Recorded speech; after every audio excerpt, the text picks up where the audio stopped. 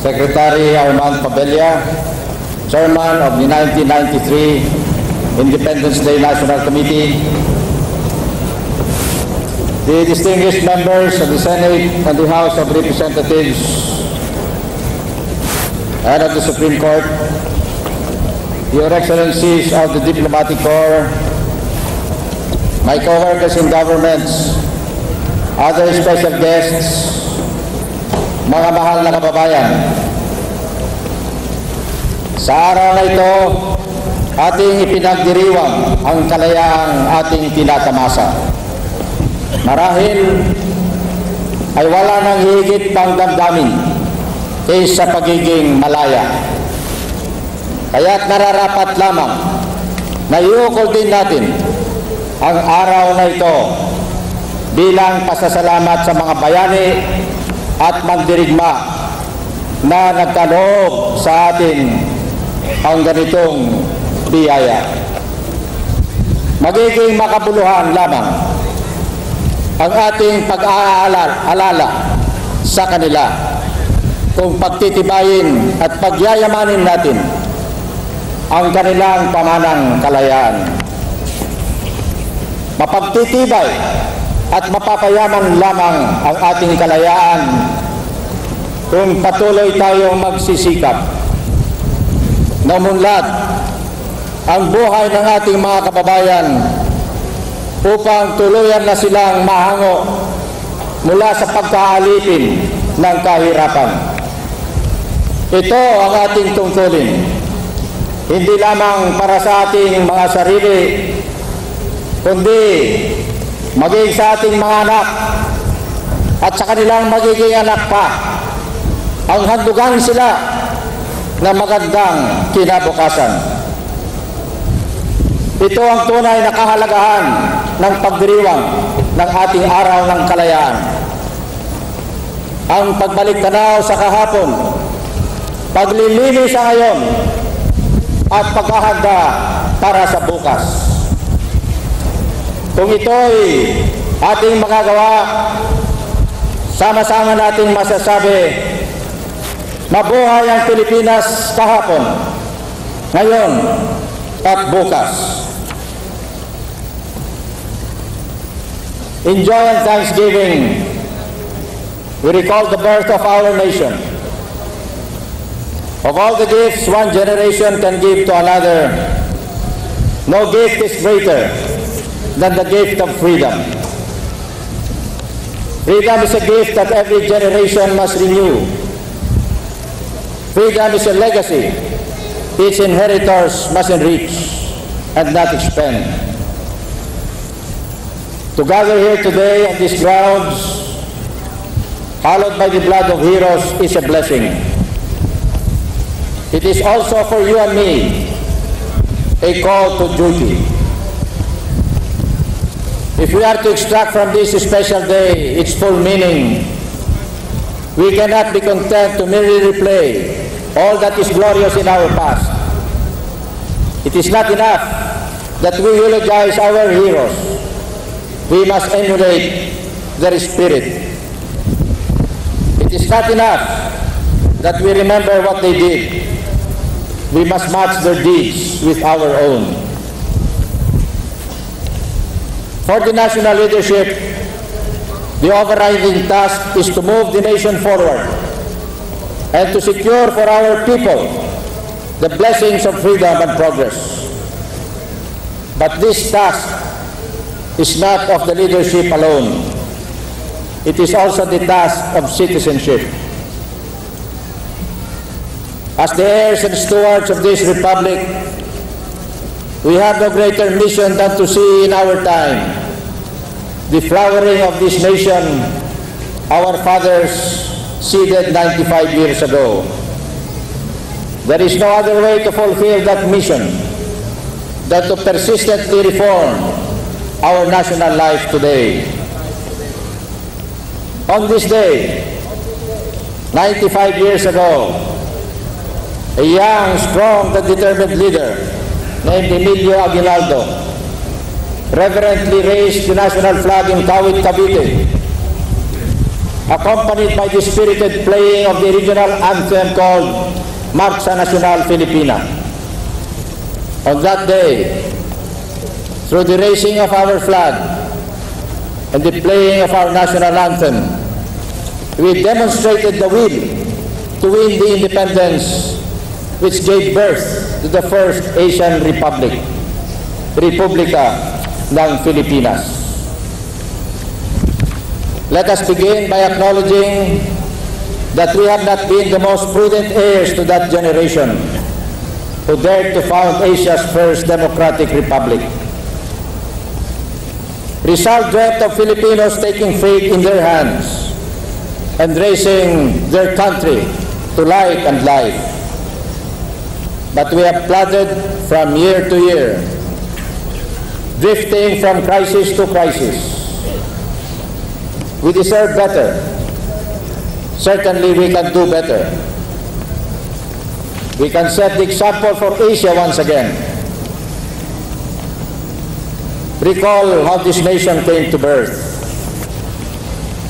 At a time when colonial Asia barely began to dream of emancipation, our fathers were asserting the Filipino right to freedom.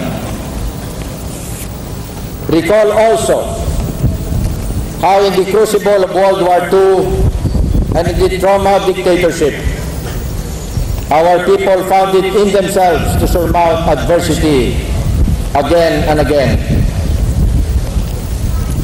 How, in the face of the strongman's task and artillery, did we find the moral strength to expel his regime? The simplest and truest answer is that in the worst of times, we Filipinos have always found heroism in one another. Today's circumstances may be different. Today's challenges may be of a broader kind. But if we are to overcome our obstacles and achieve what we aspire to as a nation, the same courage and resolve are asked of us. The challenges before us are different because circumstances have changed. The world has changed, and so have its demands.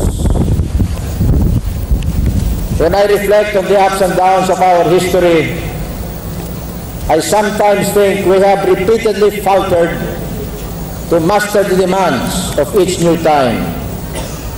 After seemingly brilliant triumphs, we fell short again and again. That is how we lost the head start in nation building in the 1950s. We clung to the illusion that self-government would effortlessly bring development. Equipped with the tools of an earlier era, we tried to make our way in the post-war world.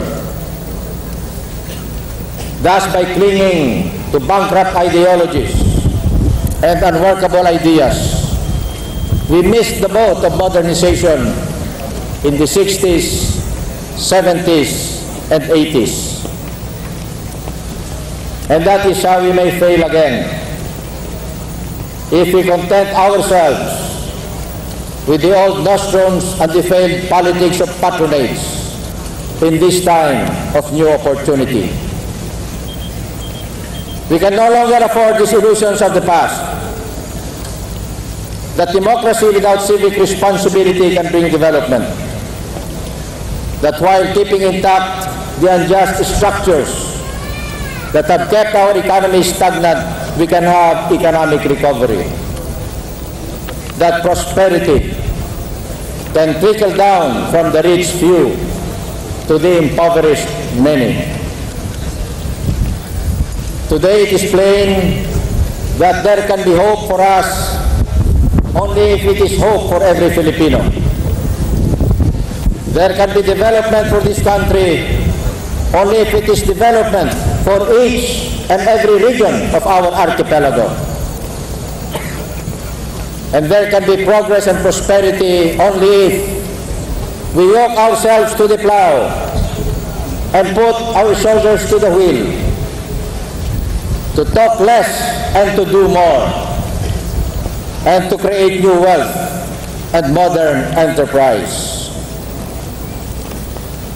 Believers though we all are in the infinite mercy of providence, we cannot pray our way to progress, nor can we beg or borrow our way to prosperity. We can reach development only if we produce our way to it. We cannot improve government except by wiping corruption out of our public life. We cannot have peace and stability except by stamping out crime and rebellion. We cannot install efficiency in our economy except by reforming the way we have apportioned wealth and power, and by releasing the energies and talents of ordinary Filipinos. Today, I can report to you that in all of these tasks, we are moving forward. Our peace initiatives have succeeded beyond our expectations. It has brought military rebels and southern secessionists to the conference table and fragmented the insurgent Communist Party to its core. I realize we remain subject to many severities of life, not the least being the power shortages that vex our lives, darken our homes, and shut down our industries. But even in our energy problem, the worst is over, and relief is only a short distance away. And we must be cheered by recent discoveries of substantial oil and gas reserves in Palawan. In the economy, our basic concern is to dismantle the structure of protectionism and control and bring down the monopolies and cartels built up by crony capitalism and level the playing field of enterprise. We have deregulated all foreign exchange transactions and are privatizing the largest public corporations. And we are moving progressively to reduce tariff restrictions on most of our imports, to open up the financial system to foreign participation, and to liberalize the entry and scope of foreign investment without losing sight of the imperative to provide for the needs of the disadvantaged, our farmers and our laborers. Essentially, we are working to reconcile our oligarchic economy with our political democracy, not by discarding our representative system, as some well-meaning outsiders would have us do, but by democratizing the economy. It is true our democracy has its frailties and excesses, but it also has a vitality that makes it a source of political legitimacy recognized by every citizen. We accept that government must lead, not by bashing together the heads of people, but by forceful persuasion leading to agreement on national goals and action programs, and by productive intervention. Authoritarianism, as we have known, failed miserably for us, and we are paying its price until now. If democracy is a handicap to development, then it is a handicap we accept gladly. For all we have done, I claim no credit, other than the privilege of being chosen to lead our people and our country through this crucial period. The credit belongs to each and all of us. It belongs to all branches of government, which are collaborating to correct the structures and policies that rule our public life.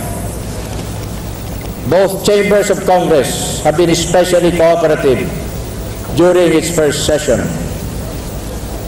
Credit also belongs to the entrepreneurs and investors who are restoring vigor to our economy. It belongs to local communities that have wakened to people empowerment and the new resources and powers flowing to them.